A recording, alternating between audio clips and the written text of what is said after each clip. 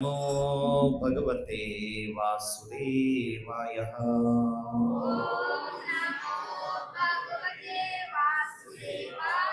ओम नमो भगवते वासुदेवाय।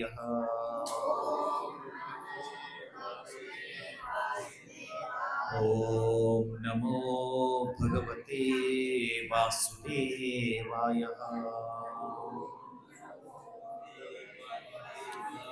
नारायणं नमस्कृत्यं नरं चैव नरोत्तमं देवीं सरस्वतीं व्यासं ततो जयमुदीरये। नष्टप्रायेष्व अभद्रेषु नित्यं भागवत सेवया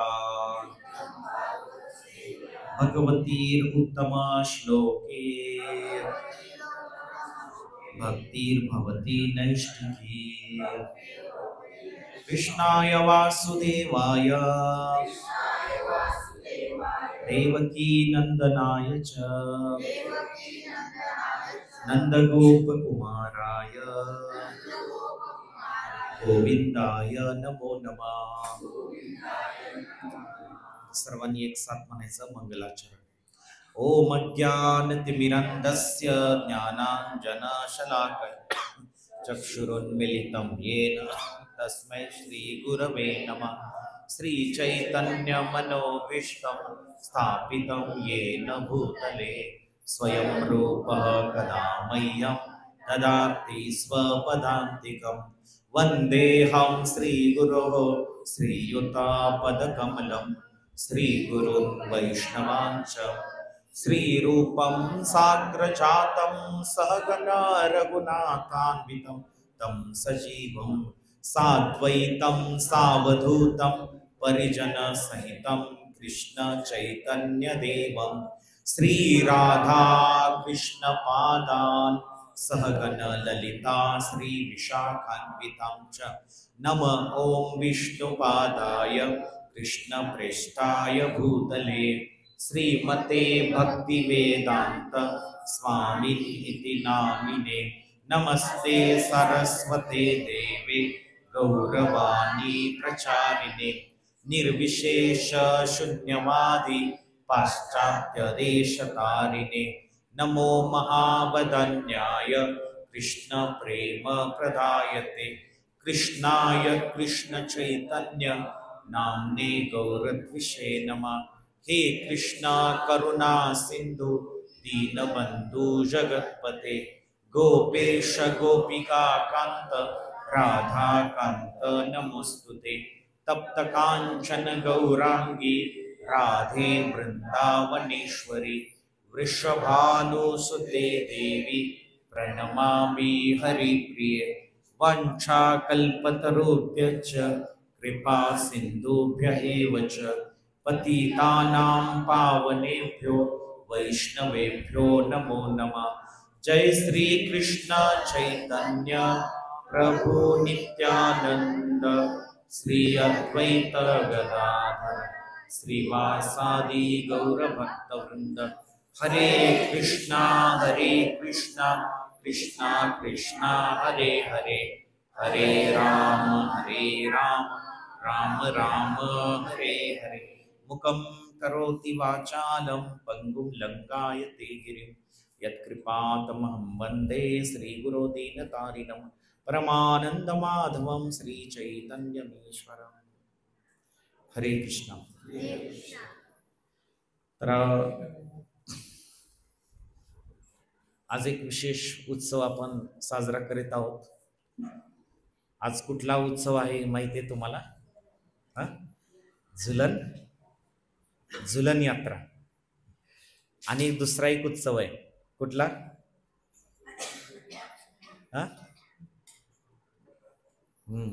बरोबर आहे।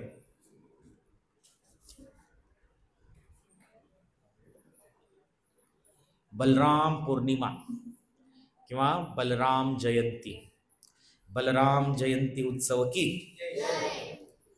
तर भगवान कृष्ण अष्टमीला रात्री 12 वाजता प्रकट झाले. त्याच्याबरोबर 8 दिवस आधी काल पौर्णिमा झाली. काल ऍक्च्युली उत्सव होता कॅलेंडरनुसार. पौर्णिमेच्या दिवशी भगवान बलराम प्रकट झाले. बलराम हे भगवान कृष्णाचे अग्रज म्हणून प्रकट झाले. अग्रज म्हणजे मोठे बंधू, अग्रज किंवा पूर्वज असे म्हणतात. तर भगवान कृष्ण जेव्हा जेव्हा लीला करतात धरतीवरती, तेव्हा भगवंत बलराम सुद्धा त्यांच्या सोबत येत असतात. बंद केलं तर चालेल. भगवान रामचंद्र जेव्हा त्रेतायुगामध्ये आले, तेव्हा पण बलराम त्यांच्या सोबत आले. कुठल्या रूपात? लक्ष्मण. कृष्ण आले. आता रामचंद्रांचे धाकटे बंधू म्हणून लक्ष्मण आले, पण द्वापार युगात उलट केलं भगवंताने. आधी कोण आलं? बलराम आले, मग कृष्ण आले. असं का केलं बरं? त्याचं कारण आहे. काय कारण आहे माहितीये का तुम्हाला? लक्ष्मण अहोरात्र भगवान श्रीरामाची सेवा करायचे, पण त्यांना एकही शब्द बोलण्याचा अधिकार नव्हता. मोठे बंधू भगवान श्रीराम असल्यामुळं श्री रामचंद्र म्हणाले की सीतामातेला आत्ताच्या आत्ता वनामध्ये सोडून न्या, माझा आदेश आहे. लक्ष्मण मनामध्ये खूप इच्छा आहे बोलायची, का सीतामातेचा त्याग करतात केवळ एका धोब्याच्या सांगण्यावरून, पण बोलू शकत नाही. वनवासात असताना तर इतकी दुविधा अवस्था झाली होती की तिकडं भगवान श्रीराम मारीचला मारण्यासाठी गेलेले आहेत आणि लक्ष्मणला पूर्ण माहिती आहे की राम हे कोण आहेत. अनंत कोटी ब्रह्मांड नायक पूर्ण पुरुषोत्तम भगवान आहेत. पण सीतामातेचा आग्रह आहे की तुम्ही गेलं पाहिजे, राम संकटात आहे. हे किती मोठं धर्म संकट आहे, याला काय म्हणतात? धर्म संकट. भगवान श्रीरामाचा आदेश आहे की तू सीतेला एकटी सोडू नकोस, सीतेला एकटी सोडू नकोस, हे आदेश देऊन गेलेले आहेत. आणि सीतामाता काय म्हणते की तुम्हाला जावंच लागेल, भगवान श्रीराम संकटात आहे. याला धर्म संकट म्हणतात.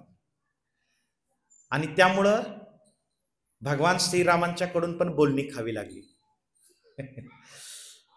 म्हणून लक्ष्मण जे अनंत शेष आहेत, अनंत शेषाचे अवतार आहेत लक्ष्मण, त्यांनी काय ठरवलं? आता पुढच्या अवतारात मी धाकटा म्हणून येणार, मी कोण म्हणून येणार?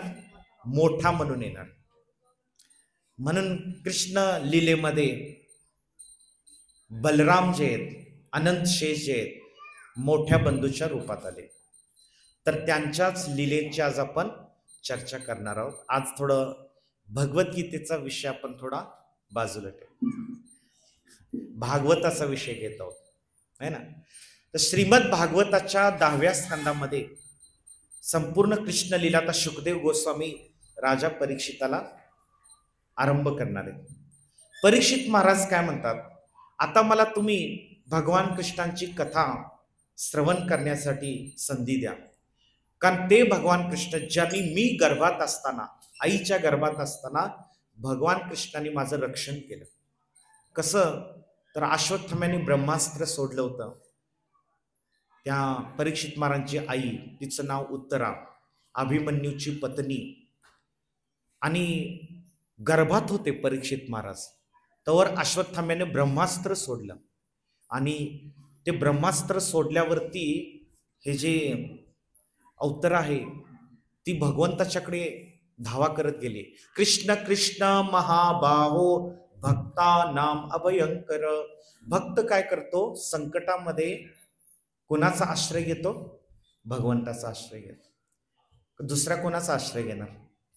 भगवंताचा आश्रय घेतो. कृष्ण कृष्ण महाबाहो भक्ता नाम अभयंकर. भगवंत आता माझं रक्षण करा. अश्वत्थाम्याचा संपूर्ण जगाचा विनाश करणारा अस्त्र आहे ब्रह्मास्त्र, ते माझ्या गर्भावर सोडलेलं आहे. भगवान कृष्णाशिवाय कोणी रक्षण करू शकत. लगेच भगवान कृष्णाने उत्तरेच्या गर्भात प्रवेश केला. आणि गर्भाच्या भोवती असं सुदर्शन चक्र घेऊन भगवंत रक्षण करतो आणि सगळा ब्रह्मास्त्राचा प्रभाव आहे तो भगवंतानी नष्ट केला.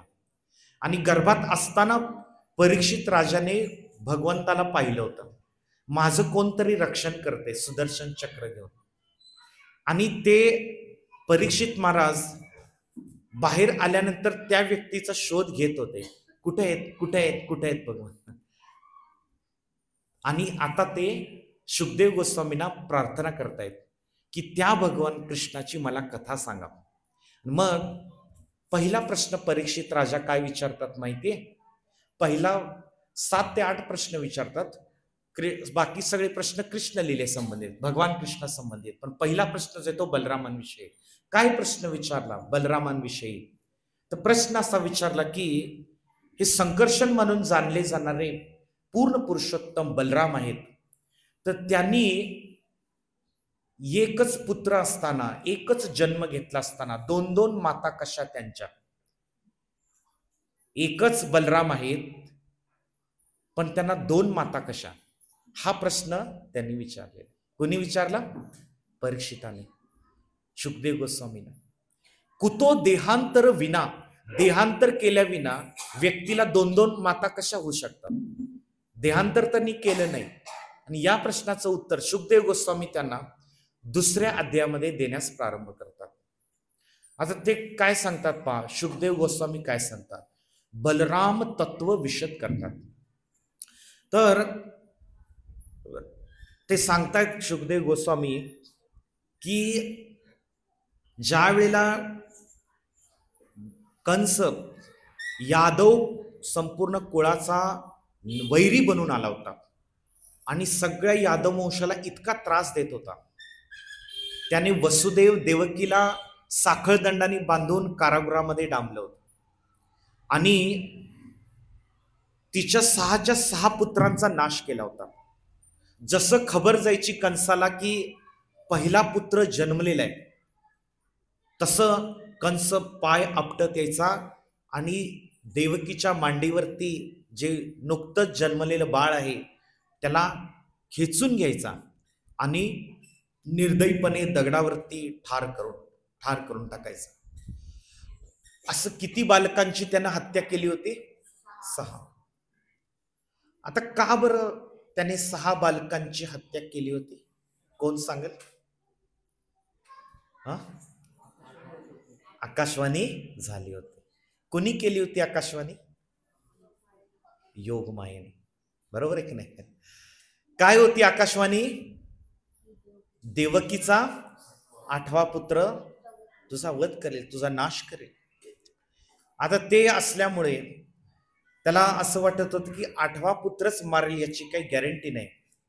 तो पहिला पण असू शकतो, दुसरा पण असू शकतो, 4था 5वा पण असू शकतो. म्हणून त्याने काय ठरवलं? सगळे 6च्या 6 बालक. आणि 7वा गर्भ जेव्हा देवकीने धारण केला त्यावेळेला, 7वा गर्भ धारण केला त्यावेळेला देवकीला शुकदेव गोस्वामी हर्ष शोक विवर्धनम, देवकीला हर्ष झाला आणि शोक पण झाला. तर हर्ष आणि शोक असं का? ते सांगतायत की साक्षात भगवंत पोटी आले. पहिले 6 बालकं होती ती काही भगवंत नव्हते. ते कोण होते माहितीये का? राक्षस होते. कोण होते? मग लोकांना असं वाटतं की कृष्ण पूर्ण पुरुषोत्तम भगवान आहेत, आपल्याच मोठ्या भावांचं रक्षण त्यांनी का नाही केलं? काय म्हणले लोक?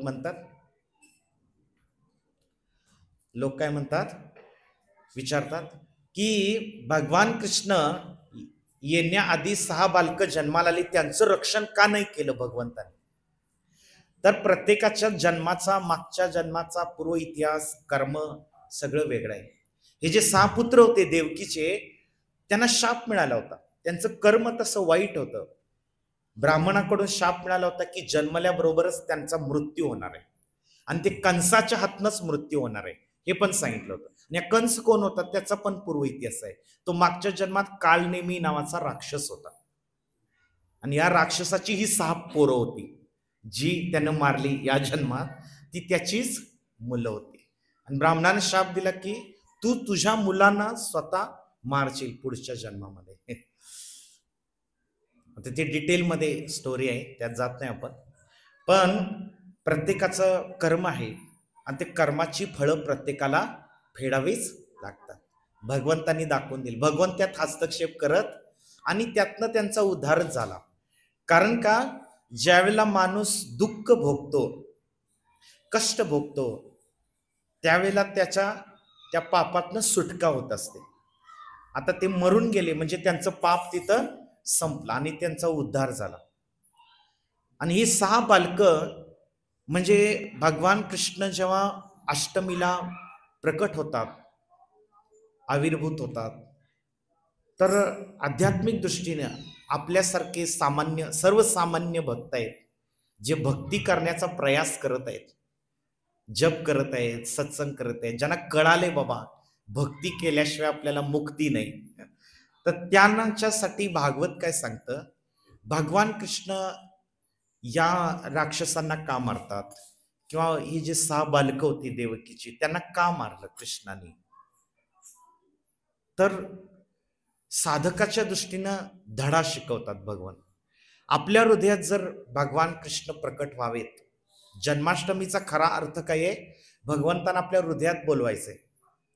आपलं हृदय जे आहे ना, हे देवकीच्या गर्भासारखं आहे, देवकीच्या गर्भासारखं. आणि कृष्ण तिथं प्रकट होणार आहेत, प्रकट करायचं आहे. पण ते प्रकट होण्यापूर्वी आधी 6 बालकं आहेत, जे 6 असुर आहेत, जे आपल्या हृदयात आहेत, त्यांचा नाश करावा लागल. ते कुठले आहेत मग? 6 बालकं म्हणजे षडरिपू म्हणतात. काम, क्रोध, लोभ, मद, मोह, मत्सर. 6 बालक ही 6 अनर्थ, हे अनर्थ म्हणतात. काय म्हणतात? अनर्थ म्हणजे माणसाला भक्तीमध्ये पुढे जाण्यासाठी ते अटकाव करतात. असं मोठा पहाडच करून ठेवलंय, ते जाऊच देत नाही देवाकडे. तर हे अनर्थ जोपर्यंत आपण दूर करत नाही, अनर्थ जोपर्यंत नाश करत नाही, तोपर्यंत भगवंताचं दर्शन आपल्याला हृदयात होऊ शकत नाही. लोक म्हणतात की का दर्शन होत नाही भगवंताचं? भगवंत 5000 वर्षापूर्वी वृंदावन धामात प्रकट होऊन लीला केल्या. दुर्योधन, दुःशासन सारख्या राक्षसांना सुद्धा भगवंताचं दर्शन झालं. शिशुपाल, दंतवक्र, कंस, जरासंध, मुष्टिक, चाणूर, सगळे राक्षसांनी भगवंताला पाहिलं. आता का भगवंताचं दर्शन होत नाही? त्यांना सुद्धा दर्शन झालं, पण दर्शन नाही झालं बरं का. जर त्यांना खरोखर दर्शन झालं असतं, त्यांनी भगवंतासोबत युद्ध केलं नसतं. समोर असलं म्हणजे दर्शन होत नाही. दर्शन होण्याची विधी काय आहे? हृदय भक्तीनं भरलेलं पाहिजे, त्याशिवाय दर्शन होत नाही. भगवंत जरी समोर आले, जे कोणी नास्तिक लोक म्हणतायत देव दिसत का नाही, जरी भगवंत त्यांच्या समोर प्रकट झाले ना, तरी ते त्यांना पाहू शकत नाही. का पाहू शकत नाही माहिती का? कारण हृदयामध्ये प्रेम नाही.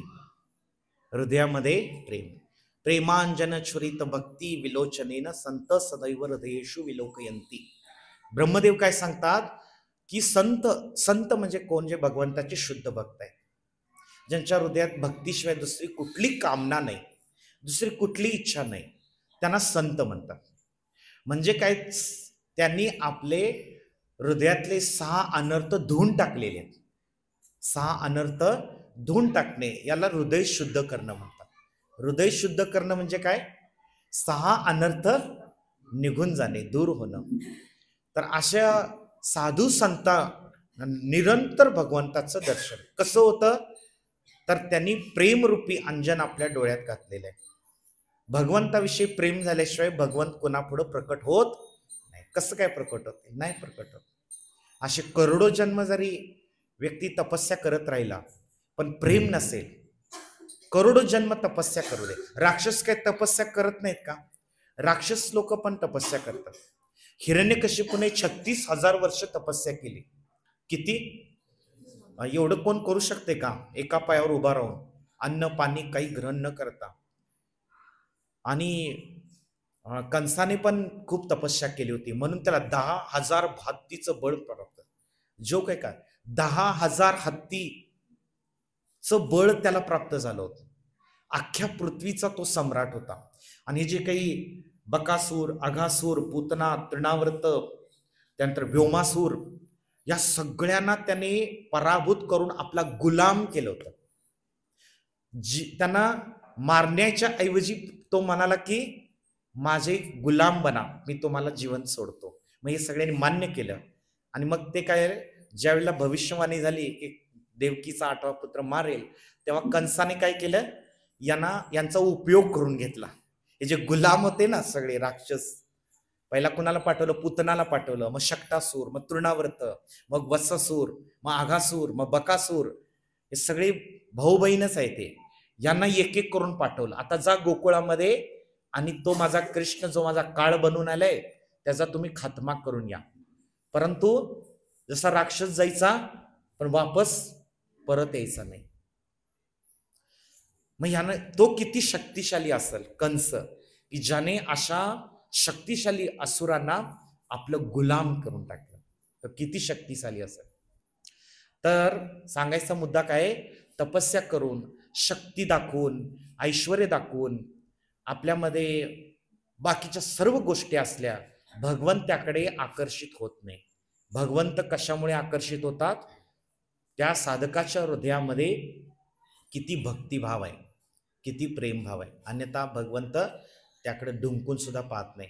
ज्याच्या हृदयात अहंकार आहे, ज्याच्या हृदयात अहंकार आहे, भगवंत त्याच्याकडे ढुंकून सुद्धा बघत नाही. त्याची सेवा भगवंत स्वीकारत नाही.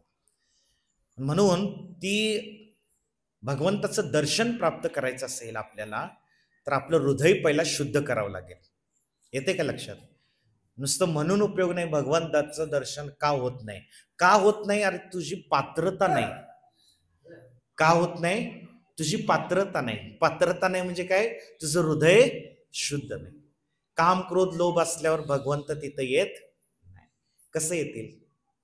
म्हणून देवकीचे जे 6 पुत्र होते ते 6 राक्षसी पुत्र होते आणि त्यामुळं देवकीचा गर्भ अशुद्ध झाला होता.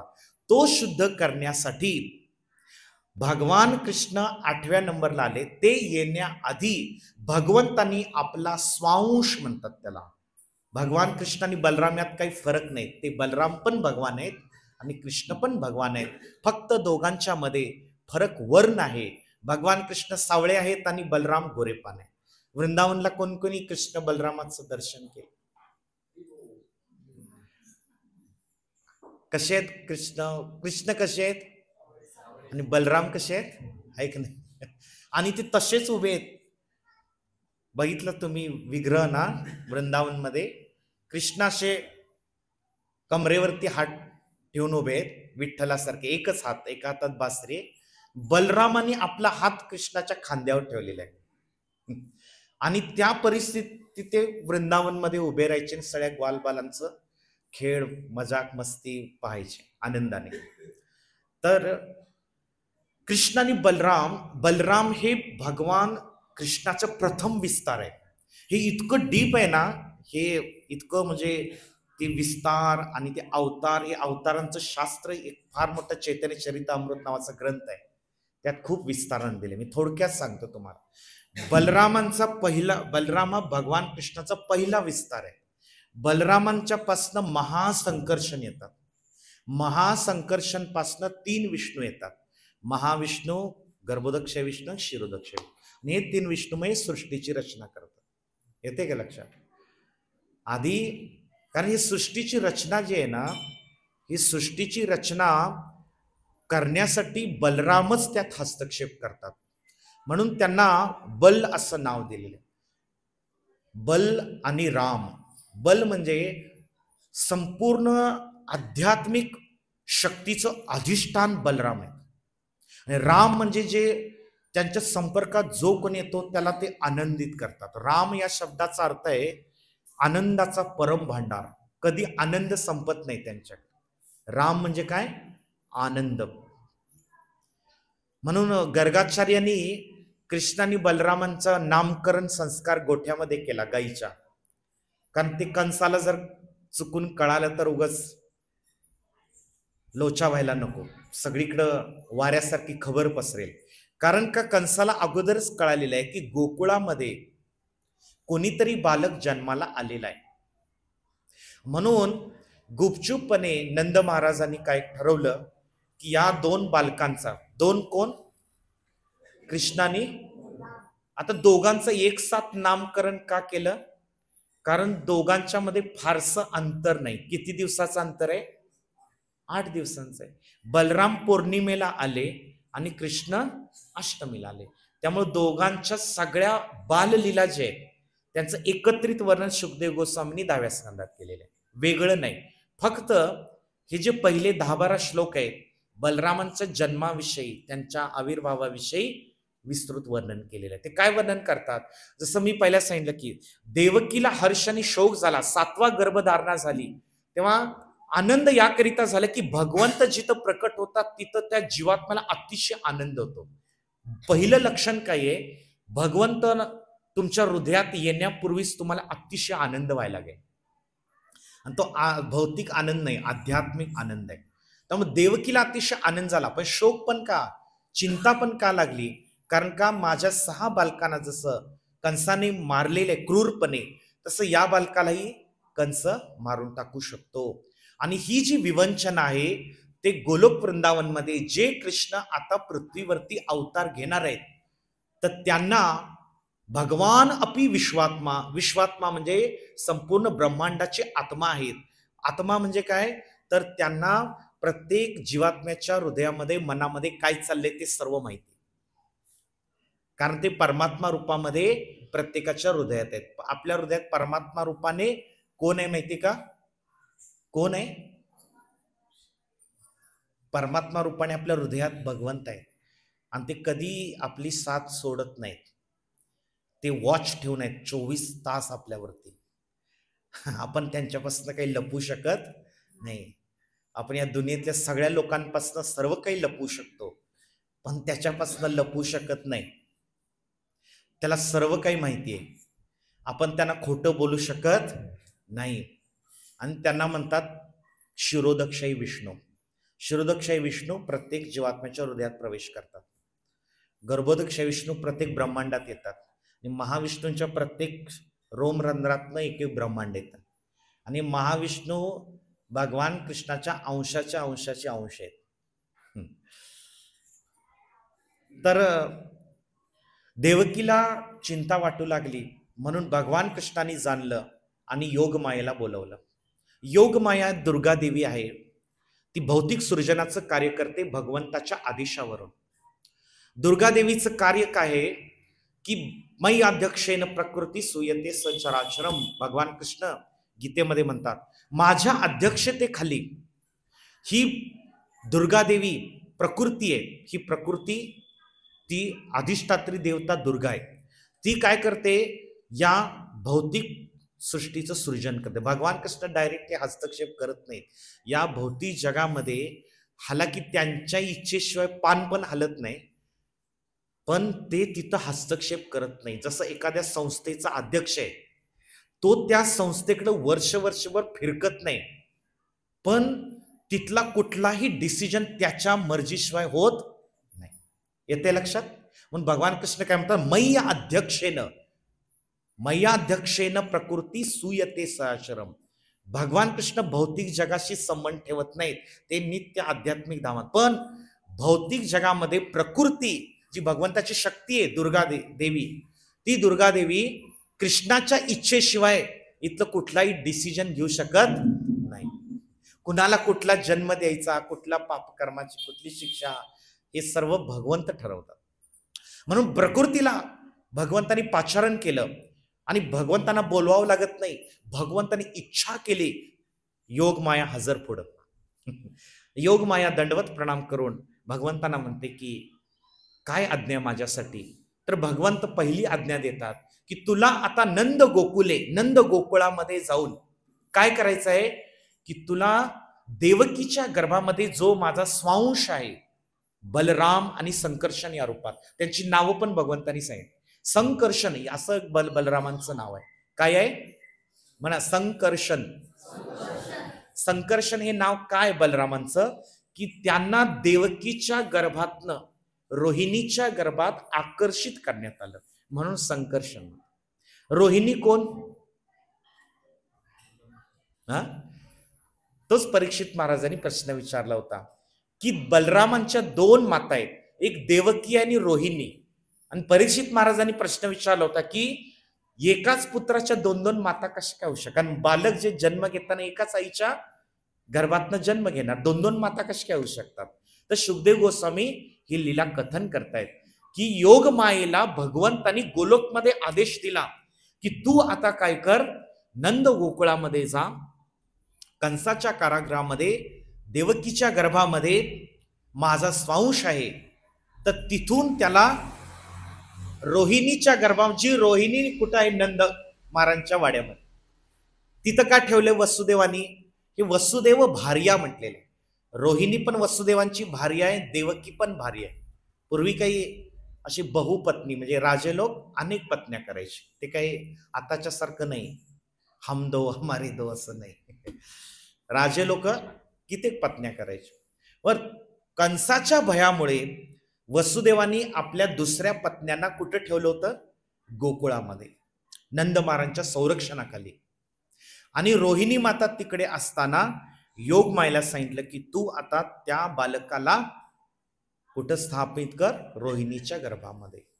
म्हणून बलराम पहिला देवकीच्या गर्भात प्रकट झाले, योग मायेद्वारा त्यांना तिकडे स्थापन करण्यात आलं, रोहिणीच्या गर्भामध्ये. म्हणून गर्गाचार्य म्हणतात की रोहिणी माता हे वसुदेवांचेच पुत्र आहेत, त्यामुळे या पुत्राचं एक नाव होईल रोहिणी नंदन. काय होता? रोहिणी. जसं कृष्णाचं नाव आहे देवकी नंदन, तसं बलरामाचं काय नाव आहे? रोहिणी नंदन. आणि मग कृष्ण म्हणतात की तुला दुसरी एक सेवा करायची अजून. ही पहिली आज्ञा झाली, दुसरी आज्ञा काय आहे? तर तिथं यशोदामाई जी आहे, नंद महाराजांची पत्नी आहे, तिच्या पोटी तू जन्म घ्यायचा आहेस. दुर्गा देवीला सांगतायत बघा, तिच्या पोटी तुला बालिका म्हणून जन्म घ्यायचा आहे, लहान मुलगी म्हणून. या दोन आज्ञा घेऊन योग माया भगवंताला एक प्रदक्षिणा करते आणि नंद गोकुळामध्ये येते आणि बलरामांना स्थापन कर. पण बलराम तिथं का आले? तर शास्त्र काय सांगतं, भागवत काय सांगतं? बलरामांना डायरेक्ट रोहिणीच्या गर्भामध्ये नेऊ शकले असते ना, आधी इथं मग तिथनं तिथं, असं का? तर कृष्ण येण्यापूर्वी जो देवकीचा गर्भ 6 राक्षसांच्या, असुरांच्या स्पर्शाने अशुद्ध झाला होता. बलराम हे नित्य सेवक आहेत भगवंताचे. बलराम काय आहेत? नित्य सेवक. जसं एखादा प्राईम मिनिस्टर यायचा असला इथं देवदैठणमध्ये, येणार नाही कधी. आधी कोण येणार त्याचा? तो डायरेक्ट येईल का? आधी त्याचा सेक्रेटरी येणार. कुठं ठेवणार? आमच्या साहेबांना ती जागा दाखवा आधी आम्हाला. ती जागा त्यांच्या राहण्या योग्य पाहिजे, नाही का? तरी अनंत कोटी ब्रह्मांडाचे स्वामी आहेत भगवान. तर देवकीचा गर्भ शुद्ध करण्यासाठी आधी अनंत शेष, म्हणजे ते अनंत हजारो फण असलेले अनंत शेष नाग आहे. बलराम हे अनंत शेषच आहे, दुसरं कोण नाही. म्हणून तुम्ही विष्णूंचं कोणतंही चित्र पाहिलं असेल, भगवान विष्णू कुठं पोहडलेले आहेत? शेष नागावर पोहडले. ते शेष नाग कोण आहे? ते शेष नाग जे आहेत तर ते बलराम आहेत. म्हणजे शेष नागापासून बलराम नाही आले, बलरामांपासून शेष नाग आले. का? तर भगवंताच्या सेवेसाठी ते सर्व रूप धारण करतात, अनंत कोटी रूप धारण करतात. भगवंताचे जे वस्त्र आहेत, भगवंताचे जे आभूषण आहेत, भगवंताचे जे चप्पल आहे, भगवंताची शय्या आहे, आसन आहे, ते सगळं बलरामांचा विस्तार आहे. सगळं बलरामांचा विस्तार. भगवंताचं आध्यात्मिक गोलोक वृंदावन धाम आहे, ते त्यांचंच विस्तार आहे. वृंदावन धाम हे बलरामांचा विस्तार आहे, दुसरं काही नाहीये. आणि माहिती का, वृंदावन मध्ये 12 वन आहेत. आणि वृंदावन मधली जी वन आहेत आणि कृष्णाच्या सोबत असं भागवत मध्ये वन, असंख्य ग्वालबाल आहेत, असंख्य गायी आहेत. आणि लोक काय म्हणतात, हे असंख्य गायी तिथं कशा बसल्या एवढ्या? असंख्य गायी बसतील का? त्या वृंदावनचा जो एरिया आहे 84 कोस आहे. किती? हा. आता ते कोस म्हणजे किती किलोमीटर मला माहित नाही, पण साधारणपणे 200-250 किलोमीटर परिघ आहे. त्यात अनंत कोटी गायी कशा बसल्या आणि अनंत कोटी गालवार बसले कसे, हे जे भक्त नाहीत त्यांच्या मेंदूला फार मोठा प्रश्न आहे. म्हणून कृष्णाच्या ज्या लीला आहेत ना, त्या मेंदूने समजून घेण्यासारख्या नाही आहेत, त्या हृदयाने समजून घेण्यासारख्या आहेत. कशा? हृदयाने. म्हणून त्या भक्ताशिवाय समजू शकत नाहीये. आचार्य काय सांगतात की हे कमळाच्या पाकळ्यासारखं आहे वृंदावन धाम. आणि कृष्णानं ज्या वनामध्ये लीला करायची तर बलराम काय करतात, त्या वनाचा अनंत कोटी योजन विस्तार करतात. अनंत कोटी विस्तार करतात. जसं पुढं पुढं भगवंतानी सगळे बाल बाल सकाच, तर ते कमळाची पाकळ्यास वाढतच जाते. आणि भगवंत ज्यावेळेस संध्याकाळी लीला संपून वापस येतात त्यावेळेला ते कमळदल ऑटोमॅटिकली आकुंचन पावतं. म्हणजे धाम जे भगवंताच्या इच्छेनुसार असं पसरतं, प्रसरण पावतं आणि भगवंताच्या इच्छेनुसार आकुंचन, म्हणून ते भगवंताच्या शक्तीला अचिंत्य म्हणलेलं आहे. काय म्हणलेलं आहे? अचिंत्य. अद्वैतम अच्युतम अनादि अनंत रूपम आद्यम पुराण पुरुषम नवयौवनम च वेदेषु दुर्लभम अदुर्लभम आत्मभक्तौ गोविंदमादि पुरुषम तमहम भजामी. वेदांनाही दुर्लभ आहे. भगवंत अद्वैतम अच्युतम अनादि अनंत रूपम असं ब्रह्माजींनी वर्णन केले. कृष्णाचं अनादि रूप घेऊ शकतात, अनंत रूप घेऊ शकतात. भगवंताचे रूप काही एकच आहेत का? अनंत अवतार, मत्स्य कुर्म वराह वाम अशा अनंत कोटी अवतार आहेत. हे फक्त आपल्याला माहिती आहेत म्हणून ते आपण मोजू शकतो, आणि त्या भगवंताचे अवतार मोजू शकत नाही. जसं समुद्रामध्ये जितक्या लाटा आहेत तेवढे भगवंताचे अवतार सांगितले, मग ते आपण मोजू शकतो का? नाही. म्हणून काय म्हणले? अद्वैतम अच्युतम. अच्युत म्हणजे ते कधी पतन होत नाही मायेमध्ये त्यांचं, आपल्यासारखं. आपण पतित जीवात्मा आहे. पतित म्हणजे काय? आपल्याला रोज मायेच्या आदेशानुसार जीवन जगावं लागतं. माया आपलं जीवन कंट्रोल करते. आपलं जीवन आपल्या कंट्रोलमध्ये आहे का? नाही. आपल्याला म्हातार व्हायची इच्छा नाही, पण व्हावं लागतं, कारण आपलं शरीर आपल्या हातात काहीच नाही. कुणाच्या हातात आहे सगळं? मायेच्या हातात. मायेनं आपलं भवितव्य, आपलं भाग्य सगळं माया ठरवत असते. परंतु भगवान कृष्णाला जो व्यक्ती शरण जातो तर भगवंत त्याचं भाग्य आपल्या हातामध्ये घेतात. भगवंत आपलं भाग्य बदलू शकतात. म्हणून बलराम जे ते अनंत शक्तीचा विस्तार आहे, ते कोणतीही गोष्ट त्यांना शक्य नाही. म्हणून अनंत शेषाच्या रूपामध्ये भगवान कृष्णांची पर्सनल शय्या बनतात. ते विष्णू, जिथं जिथं विष्णू रूप आहे तिथं ते शेषनागाच्या रूपात येतात. आणि भौतिक जगामध्ये त्यांनी दुसरी एक सेवा काय करतात, ही जी काही अनंत कोटी ब्रह्मांड आहे ती ब्रह्मांड त्यांनी आपल्या मस्तकावर धारण केली. म्हणून बलरामांचे एक प्रणिती मंत्र आहे. जसं कृष्णाचा प्रणिती मंत्र आपण प्रत्येक रविवारी मंगलाचरणला म्हणतो, हे कृष्ण करुणा सिंधू दीनबंधू जगतपते गोपेश गोपिकाकांत राधाकांत नमस्ते. तसं बलरामांचा प्रणिती मंत्र आहे. तुम्ही म्हणा, हात जोडा. नमस्ते हलग्राम, नमस्ते मुसलायुध, नमस्ते रेवती कांत, नमस्ते भक्तवत्सल, नमस्ते बलिनाम श्रेष्ठ, नमस्ते धरणीधर, प्रलंबारे नमस्तेस्तु, त्राहिमाम कृष्ण पूर्वज. याचा अर्थ असा आहे, नमस्ते हलग्राम. हलग्राम भगवान बलरामाचं एक नाव आहे. जसं कृष्णाचं नाव आहे चक्रधर. का चक्रधर आहे बरं? सुदर्शन. तसं बलरामाचं नाव आहे हलधर. हल म्हणजे काय? तुम्ही शेतकरी आहे, तुम्हाला माहित पाहिजे. हल म्हणजे काय? नांगर. नांगराचं काय काम असतं? हा, बरोबर आहे.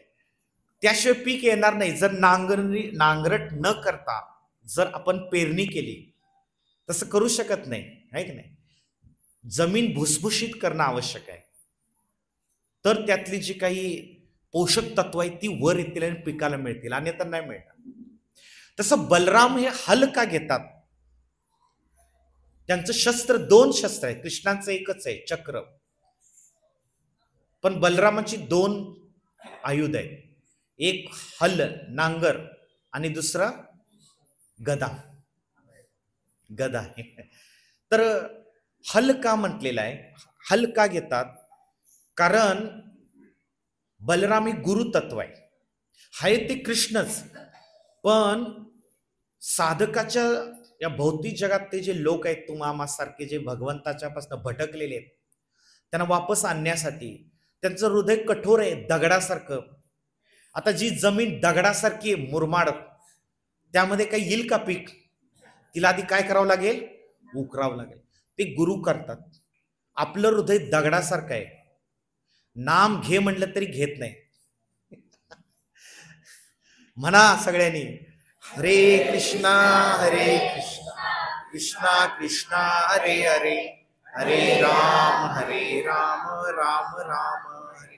अशा दगडाच्या हृदयाला नांगरट करण्याचं काम बलराम करतात, म्हणजे त्याला मऊ करण्याचं काम करतात. म्हणून गुरुशिवाय कृष्ण भेटत नाही. गुरु का आवश्यक आहे? कारण गुरु जे आहेत ते मंत्र देतात, आदेश देतात, सेवा देतात, उपदेश करतात, की जेणेकरून जो संघर्ष करणारा साधक आहे की त्याचं दगडासारखं कठीण झालेलं हृदय आहे ते हळूहळू सॉफ्ट होईल, आणि सॉफ्ट झाल्याशिवाय ते हृदय आपण कृष्णाला अर्पण करू शकत नाही. म्हणून ते हल घेऊन काय करतात, आणि हलाचा दुसरा एक उपयोग आहे की नांगरट करताना जे काही अनावश्यक पीक सोडून अनावश्यक वनस्पती वाढलेले, काँग्रेस, ते पण निघून, जसं भौतिक इच्छा जे आहेत ना, भक्ती सोडून ज्या भौतिक इच्छा आहेत, घर करून बसले आहेत, मला हे पाहिजे, मला ते पाहिजे, अनादिकालापासून, ते बलराम काय करतात? निपटारा करतात, ते काढून टाकतात. ते काढल्याशिवाय भक्ती लताईचं बीज मूळ धरत नाही आणि ती लता वाढत नाही. काय होतं, आता भक्ती लतेचं जरी बीज मिळालं आणि तिला अंकुर फुटला तरी ती वाढत का नाही माहितीये का?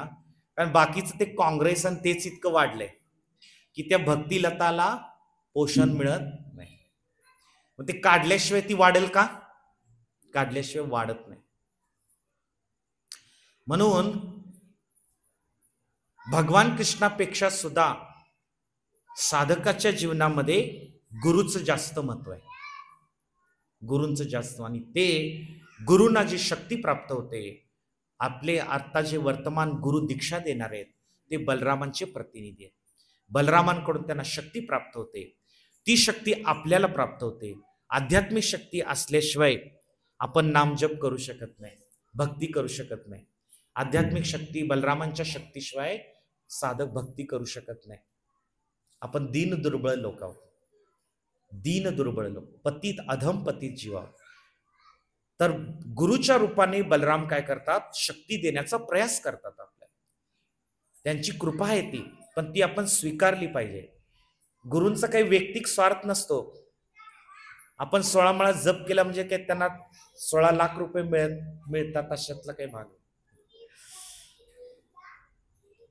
आपण भक्ती करण्यासाठी ते जे उपदेश देतात त्याचा एकमात्र हेतू आहे की आपल्याला ती शक्ती प्राप्त. कारण नाम घेतल्याशिवाय आपल्याला शक्ती नाही प्राप्त होऊ शकत. कारण हे जे रजोगुण आणि तमोगुण आहेत त्यांचा पाडाव करणं एवढी सोपी गोष्ट नाही. आपला एक संघर्ष चालू आहे. गीतेमध्ये कृष्ण मनशष्टानी इंद्रियानी प्रकृती स्थानी कर्षती. प्रत्येक जीवात्म्याचा संघर्ष चालू आहे. कशाची? स्वतःच्या मनाशी आणि इंद्रियाशी संघर्ष चालू आहे. आणि त्या संघर्षामध्ये भगवंताची शक्ती जर आपल्याला भेटली तर आपण त्यात विजयी होऊ शकतो. आणि आता मन काय आपल्याला खेचत नाही तर बाहेर, मन मागे खेचते आपल्याला आणि आपण पुढे जात आहोत. पण पुढनं जर आपल्याला शक्ती नाही मिळाली तर आपण मागं जाणार मनाकडे. येते का लक्षात? मनषष्टानी इंद्रियानी प्रकृती स्थानी कर्षती. मनासही 6 इंद्रियांची जीवात्म्याचा रात्रंदिवस संघर्ष चालू आहे. तुकाराम महाराज म्हणतात रात्रंदिनामा युद्धाचा प्रसंग. आता तुकाराम महाराज कुठं लढायला गेले नाही. त्याचा मतितार्थ असा आहे, जीवात्म्याचा संघर्ष चालू आहे आपल्या स्वतःच्या मनाचा. आपलंच मन आपलं शत्रू आहे, आपली इंद्रिय आपले शत्रू आहेत. आणि त्या शत्रूला जर हरवायचं असेल, मनाला हरवणं म्हणजे काही जोक नाही. मनाला हरवणं काही जोक. मनाला हरवण्यासाठी बलरामांच्या शक्तीची गरज आहे. म्हणून त्यांनी दुसऱ्या हातामध्ये गदा पण धारण केलेली आहे.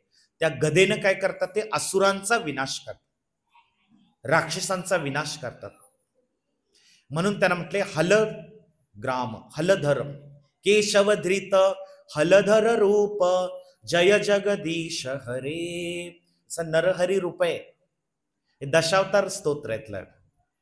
ते नरहरी रूप आपण गातो ना, नरसिंह, ते नरसिंह आरतीचा भाग नाही, तो दशावतार स्तोत्रातला आहे.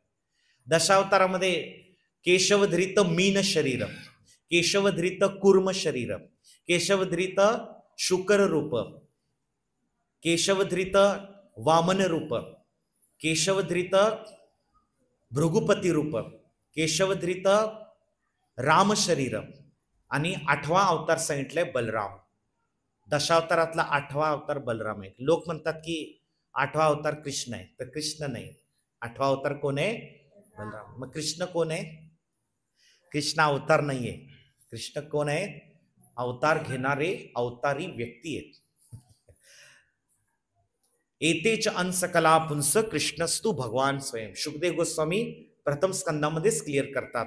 हे जे काही सगळे दशावतार आहेत आणि पुरुषावतार आहेत आणि गुणावतार आहेत, ब्रह्मा विष्णू महेश आहेत आणि विष्णू तत्व आहेत, हे सर्व कला अंश भगवान कृष्णांचे विस्तारित रूप आहेत. पण कृष्णस्तु भगवान स्वयं, कृष्ण हे अवतारी पुरुष आहेत, ते अवतार नाही आहेत. येते का लक्षात? म्हणून भागवत खूप गहन आहे, आपल्याला त्याचा अभ्यास करावा लागेल. खूप काही आपल्या डोक्यात गैरसमज बसलेले आहेत. वस्तुतः भगवान कोण आहे, अवतार कोण आहे, अंश म्हणजे काय, कला काय, क्लिअर पाहिजे.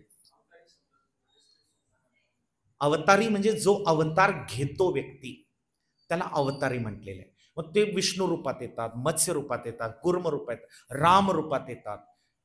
पण प्रथम विस्तार बलराम आहे. बलरामांपासून सगळे अवतार येतात. येते का लक्षात? त्यांना स्वांश म्हटलेले, विष्णू तत्व म्हटले. सगळ्या अवतारांना का म्हटले? वामन रूपात आले, बली महाराजांचा उद्धार केला.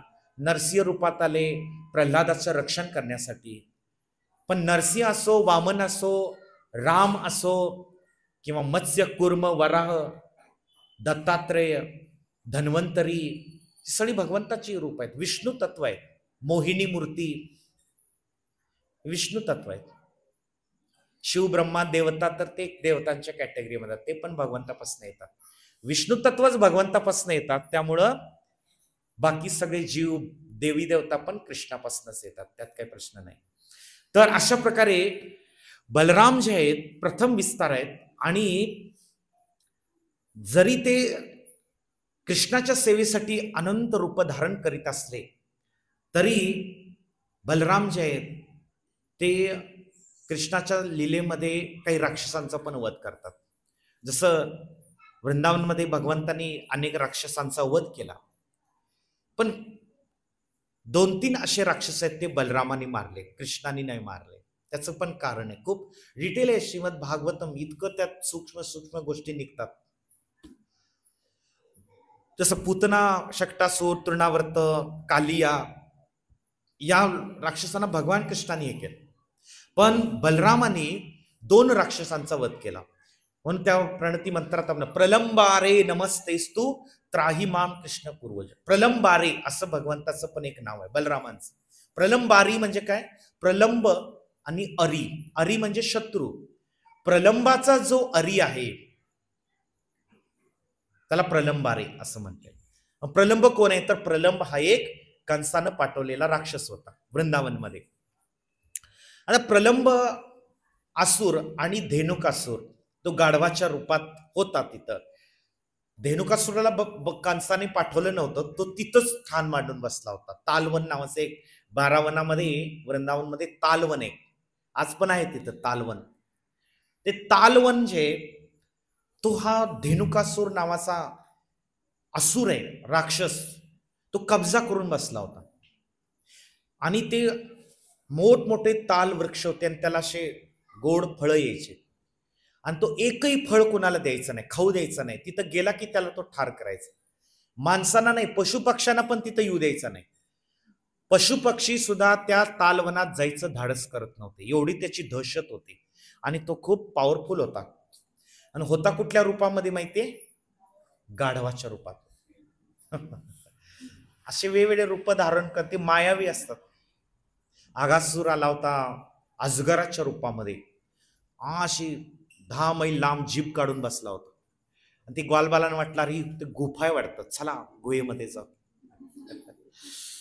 आत गेल्यावर घाण वास यायला सगळा विषाचा. आघासूर मर्दान. बकासूर आला होता तो बगळ्याच्या रूपात, अशी मोठी चोच पाकळ, भगवंताला तो चोचीत घेऊन मारणार होता. आणि वत्सासूर आला होता तो बछड्याच्या रूपात आला होता. त्याला वाटलं की हजारो इथं बछडे आहेत आणि त्यात तो सामील झाला आणि गुपचूपपणे डाव साधून कृष्णावरती अटॅक करणार होता तो. पण जसं सांगितलं की कृष्णा परमात्मा रूपाने त्यांच्यापासून काही लपून राहू शकत, त्यांनी ओळखलंय. तसं हा जो प्रलंबासूर आहे तर तो त्याला कंसाने पाठवलं होतं. त्याचाही पूर्व इतिहास आहे सगळा, त्यात जात नाही आपण. तर त्याला सुद्धा कंसाने आपला मांडलिक केला होता आणि आता त्याची बारी आली होती कृष्णाच्या हातून मरण्याची, बलरामांच्या हातून. तर तो जेव्हा वृंदावनमध्ये आला त्यावेळेला त्यानं पाहिलं की कृष्णाच्या अनेक सखे आहेत, ग्वालबाल आहेत, गोप सखा आहेत, त्याच्यापैकी एक आज आलेलं नाही. त्यानं त्याचं रूप घेतलं, मायावी होता. 5 वर्षाचा बालक आहे आणि त्यांच्यात सामील झाला तो खेळ खेळण्यामध्ये. भगवंताला लगेच समजलं ते हा कोण आहे, पण भगवंतानी दाखवून नाही दिलं. खेळू दे म्हटले, त्याला खेळू दे आपल्यासोबत. मग तो खेळायला लागला. मग खेळताना 2 पार्ट्या केल्या, एक कृष्णाची पार्टी आणि एक बलरामाची पार्टी असे झाले. आणि मग ठरलं असं की जी पार्टी हरल खेळामध्ये, तर काय खेळ होता ते मला माहित नाहीये, ते जी पार्टी हरल त्यानं काय करायचं, दुसऱ्या पार्टीतल्या मेंबरना आपल्या खांद्यावर बसवायची आणि सैर करून आणायची लांब अशी. आणि हा जो प्रलंबासूर जो गोपसख्याच्या रूपात आला होता तो त्याने कृष्णाची साईड घेतली होती, कृष्णाच्या साईडला होता. आणि झालं असं की कृष्णाची साईड हारली आणि बलरामाची साईड जिंकली. मग आता त्यांची पाळी होती या सगळ्यांना आपल्या खांद्यावर बसून सैर करून आणायची. मग हे प्रत्येकानं, तो भद्रसेन आहे, वृषण आहे, मधुमंगल आहे, सुबल आहे, स्तोक कृष्ण आहे, सगळे कृष्णाच्या अष्टसखा आहेत. तर एकेकानं प्रत्येकाला दुसऱ्या खांद्यावर उचलला. आणि हा जो प्रलंबासूर आहे तो डायरेक्ट बलरामांच्याकडे गेला. त्याच्या मनात काय विचार होता, आधी बलरामांचा खात्मा करू. बलराम शक्तिशाली, कारण का तर त्याला माहिती होतं की बलरामाने धेनुकासुराचा वध केला. धेनुकासूर वध आधी लिहिलाय, प्रलंबासूरची नंतर लिहिलाय, पण मी आधी प्रलंबासूरची सांगत आहे.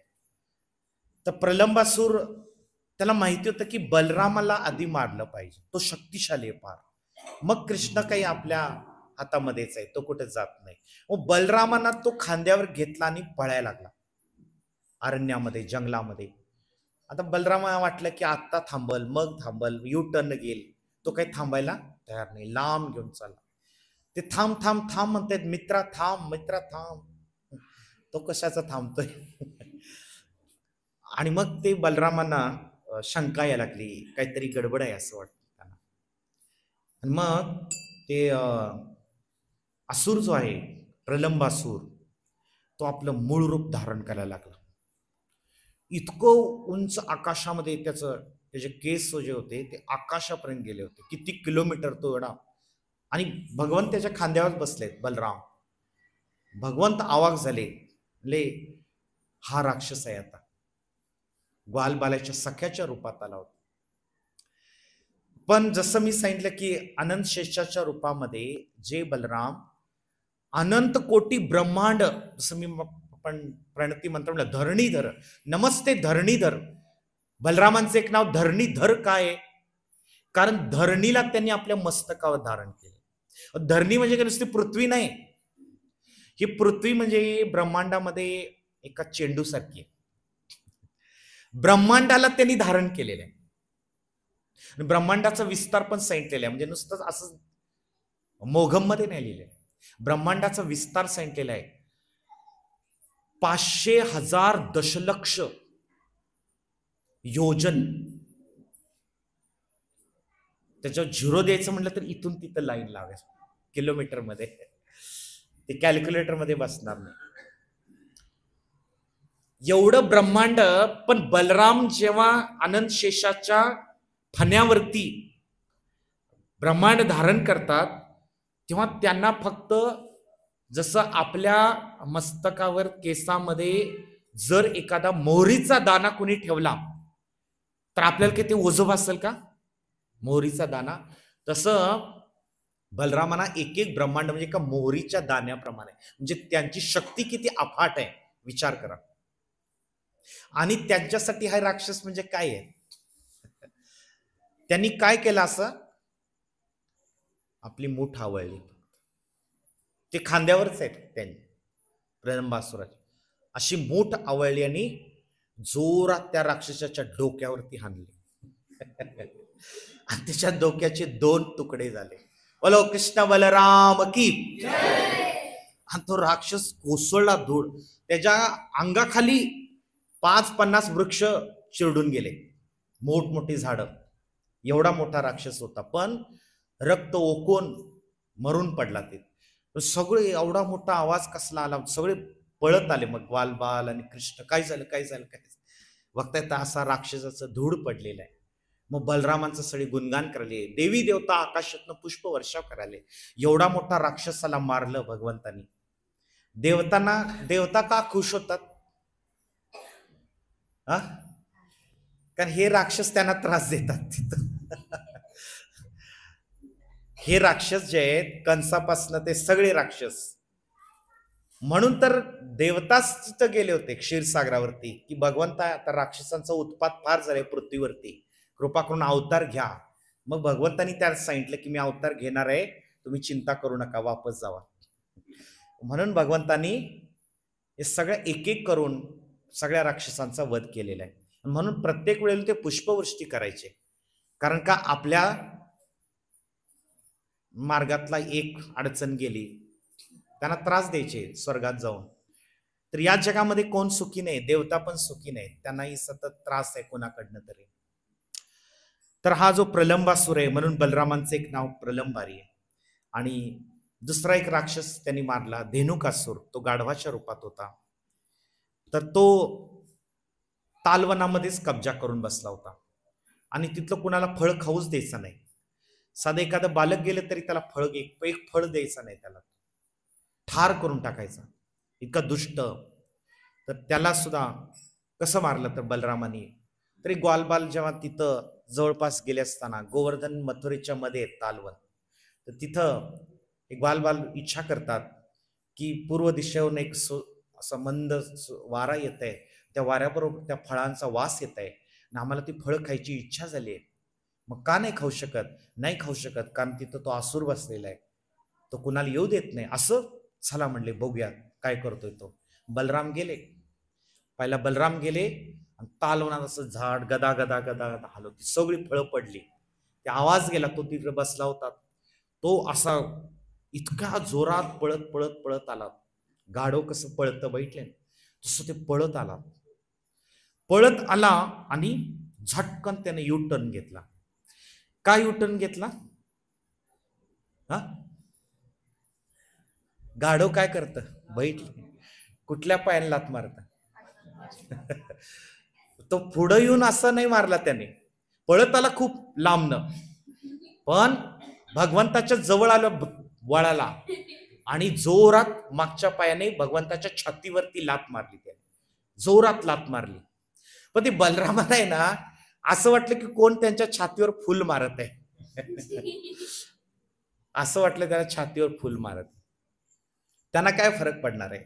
अनंत कोटी ब्रह्मांड ज्यांनी धारण केलेले आहेत आपल्या मस्तकावर, तर त्यांना या असुराच्या पायांचा काय परिणाम होणार आहे. तो दुसऱ्या वेळेला तो गेला, परत लांब गेला, जसं बॉलर लांब जातो बॉलिंग करायला, नाही का.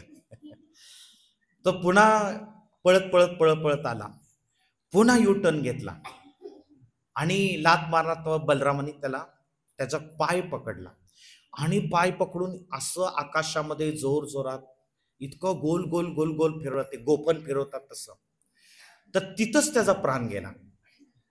ती इतकं वेगान फिरवलं बलरामाने, तिथंच तो मरून गेला आणि फेकून दिलं ताल वृक्षाच्या शेंड्यावरती जाऊन पडला. आणि तो वृक्ष तो दुसऱ्या वृक्षावर पडला, दुसरा तिसऱ्यावरती, तिसरा चौथ्यावरती, असं सगळी झाडं पडली एका मागोमागे.